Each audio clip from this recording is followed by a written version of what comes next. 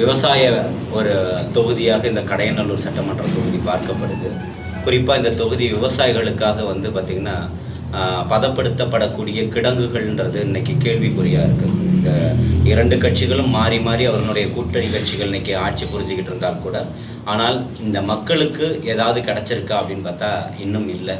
அதை சொல்லியே மீண்டும் இந்த திமுகவுடைய கூட்டணியும் அதிமுகவுடைய கூட்டணி கட்சிகளும் நிச்சயமாக திரும்பவும் மீண்டும் இந்த கடையநல்லூர் மக்களை ஏமாற்றிட முடியாது. இன்றைக்கி இருக்கக்கூடிய கால சூழலில் இளைய சமுதாயம், குறிப்பாக பெண்கள் மிகவும் அரசியலில் பதப்படுத்தப்பட்டவர்களாக தலைவர் தளபதியினுடைய வருகைக்கு பிறகு மாறி இருக்கிறாங்க.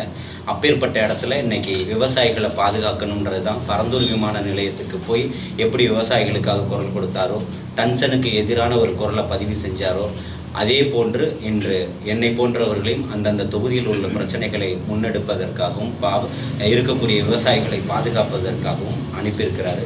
இங்கே இருக்கக்கூடிய இயற்கை வளங்கள் பாதுகாக்கப்படும், இங்கே இருக்கக்கூடிய விவசாய மக்கள் பாதுகாக்கப்படுவார்கள், விவசாய நிலங்கள் பாதுகாக்கப்படும், கனிம வளங்கள் கொள்ளையடிப்பது குறிப்பாக தடுக்கப்படும், கனிம வளத்துக்கு கொள்ளை போவதற்கு இருக்கக்கூடிய அதிகாரிகள் மீது உரிய நடவடிக்கைகள் எடுக்கப்படும். அது முன்னாடி இருந்த ஆட்சியாளர்களாக இருந்தாலும் சரி, அதிகார வர்க்கமாக இருந்தாலும் சரி, அது தட்டி கேட்கப்படும். பெண்களுடைய பாதுகாப்பு குறிப்பாக உறுதி செய்யப்படும். இங்கே இருக்கக்கூடிய அனைத்து அரசு பள்ளிகளும் தரம் உயர்த்தப்பட்டு இன்று அரசு பள்ளிகளிலே இருக்கக்கூடிய குழந்தைகள் சேரும் விகிதாச்சாரத்தினுடைய எண்ணிக்கையே நிச்சயமாக உயர்த்தப்படும்.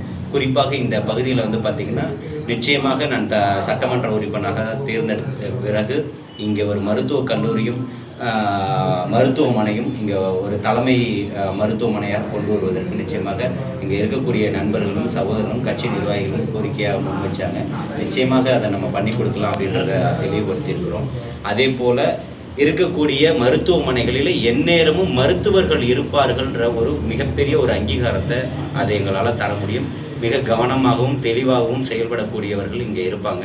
விவசாயிகளை பாதுகாக்கப்படக்கூடியது இன்றைக்கி இது மலையோரம் இருக்கக்கூடிய விவசாய நிலங்களால் வனவிலங்குகளால் தொடர்ச்சியான பயிர் பாதையாக இருக்குது.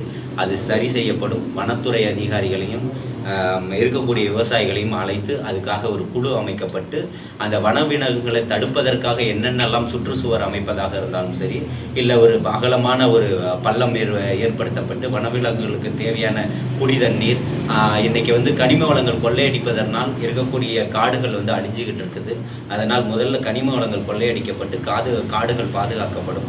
ஏற்கனவே இருக்கக்கூடிய எப்படி ஆதீன சொத்துக்கள் பாதுகாக்கப்படும்னு சொல்லி இருக்கக்கூடிய 2 திராவிட மாடல் ஆட்சியிலும் இருக்கக்கூடிய ரெசார்ட்டுகளாக மாறிக்கிட்டு இருக்குதோ, அது முற்றிலுமாக தடுக்கப்பட்டு ஆதீன நிலங்கள் விவசாயிகளுக்காக, அது ஏழைகளுக்காக அது பகிர்ந்தளிக்கப்பட்டு விவசாயங்கள் ஊக்குவிக்கப்படும். எப்படி அன்றைய காலகட்டத்தில் அம்மையார் ராஜீவ்காந்தி இந்திரா காந்தி அவர்கள் அயல்நாட்டிலிடம் கையேந்துவதை போன்ற ஒரு காட்சியின் மூலமாக இங்கே விவசாய புரட்சி ஏற்பட்டதோ, இன்றைக்கி தலைவர் தளபதி அவர்களால் மிகப்பெரிய ஒரு விவசாய புரட்சியை தமிழ்நாட்டில் நிச்சயமாக ஏற்படுத்த முடியும்.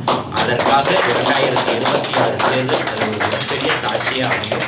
அதே போல் நெல்லுக்கான ஒரு கிடங்குகள் இல்லாமல் இன்றைக்கி சாலையில் கொட்டி வைக்கக்கூடிய வேலைகள் நம்மளால் பார்க்க முடியுது. அந்த உரிய கிடங்கு அமைச்சிட்டு அதுக்காக மற்ற அமைச்சர்கள் போல் ஃபோனில் ஆமாம் மூட்டைக்கு நாங்கள் 400 ரூபா லஞ்சம் வாங்குறது சாதாரண விஷயம்தான், அது பெரிய விஷயம்தான்ன்றது பெரிய விஷயம் இல்லைன்றதெல்லாம் பதிவு செய்யக்கூடிய மக்களாக நாங்கள் இருக்க மாட்டோம். தலைவர் தளபதி அவர்களுடைய பிள்ளைகள் லஞ்சம் வாங்க மாட்டார்கள். லஞ்சம் வாங்குபவர்களை தட்டி கேட்பார்கள். லஞ்சம் என்ற வார்த்தைக்கு ஒரு மிகப்பெரிய ஊன்றுதலாக தலைவர் தளபதியினுடைய பயிலகத்தில் வளர்ந்த பிள்ளைங்க அவருடைய வழிகாட்டுதலில் இன்றைக்கி முன் வந்திருக்கிறோம். நிச்சயமாக தமிழக சட்டமன்றத்தில் மிகப்பெரிய ஒரு வலுவான ஒரு குரலாக கடையநல்லூருடைய குரல் பதிவு செய்யப்படும். தான் அதிகமாக போட்டுருக்காங்க. நீங்கள் சென்னையிலேருந்து இங்கே போட்டுவிடு, இங்கே ஏற்கனவே ஆட்கள் இருக்கத்தான் செய்கிறாங்க. விட்டு நீங்கள் சென்னையிலேருந்து இருந்துக்கிட்டு ஏன் கொள்ளையடிக்கிறீங்கன்றதான் மிக எங்களுடைய கேள்வியாக இருக்குது. அது கனிம வளங்களை வெளிநால ஒரு மிகப்பெரிய மிகப்பெரிய ஜல்லிக்கட்டு போராட்டம் நடந்தது. அந்த போராட்டத்தினுடைய ஒருங்கிணைப்பாளர். அது என்ன, சென்னை திருமங்கலத்தில் ஜல்லிக்கட்டு நடக்கலன்ற பிரச்சனைக்காக நான் போராட்டத்தை நடத்தணும்னா, சிஏஏ போராட்டத்திற்கு வந்து ஒருங்கிணைப்பாளராக நின்று 34 நாட்கள் போராட்டத்தை நடத்தணும். இந்த ஒட்டுமொத்த குடியுரிமை திருத்த சட்டத்தை, அது இஸ்லாமியர்களுக்கு எதிரான போராட்டமா, ஒட்டுமொத்தமாக இருக்கக்கூடிய மக்களுக்கு எதிரான போராட்டத்தை தான் முன்னெடுத்தாங்க. அந்த போராட்டத்தை முன்னெடுத்து நடத்தணும். 34 நாட்கள் தொடர்ச்சியான போராட்டத்துக்கு இன்றைக்கு இருக்கக்கூடிய முதல்வர் அன்றைக்கே என்னை சந்திச்சு எனக்கு நன்றியை தெரிவித்து, அப்பவும் நான் கேட்டேன், 34 நாட்களாக போராட்டம் நடந்துகிட்டு இருக்கு, இஸ்லாமியர்களுடைய பாதுகாவலன் சொல்வதற்கு நீங்க வந்து இது வரைக்கும் வெளியே வந்து பார்க்கவே இல்லைன்னு சொன்ன அடுத்த நிமிஷமே அவர் வந்து பார்த்தாரு, அவருக்கான வாக்குறுதிகளையும் கொடுத்தாரு. ஆனால் அந்த கருப்பு சட்டம் இங்கே நிறைவேறும் போது இந்த மண்ணில் அதற்காக ஓங்கி ஒலித்த குரல் தலைவர் தளபதி அவர்களுடைய குரல் தான்.